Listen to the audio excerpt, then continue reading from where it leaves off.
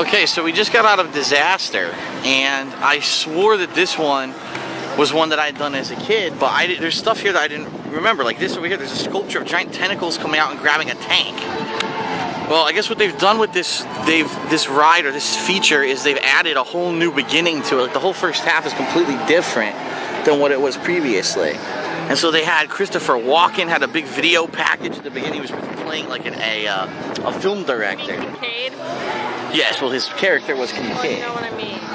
And you know what I mean. and he's making a disaster movie, and so what they do is they get the audience involved as extras in like filming a scene from a disaster movie. And I tried to volunteer him, but he was all like, well, yeah. I didn't know what they were gonna have me do, and I didn't want to hurt my back. Yeah, admit it. You didn't want to be cast as an old woman. So yeah, so they had one guy actually doing similar to what Howard did in the first episode of Project 7 when Howard goes through the portal. He did the same thing. He was doing it behind a green screen, and he was like, "Oh, falling." It was the same hand motions and everything. And then at the end, you get into a subway car, and this was exactly the same as when I was a kid when I came here. The subway car goes into this simulated subway, and there starts to be an earthquake, and things, you know, water starts pouring in, fire erupts out of the ground.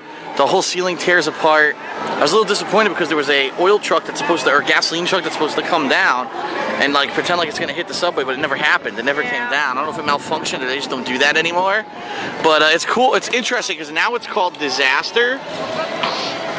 I'm almost positive before it was called Earthquake. And if you actually look around us, all the things around us, including this over here, it's called Richter's Burgers. Where we just ate. Right, we just had a burger there. Is earthquake related, so I think that a lot of these things were catered towards the old attraction called Earthquake, and they just changed it up.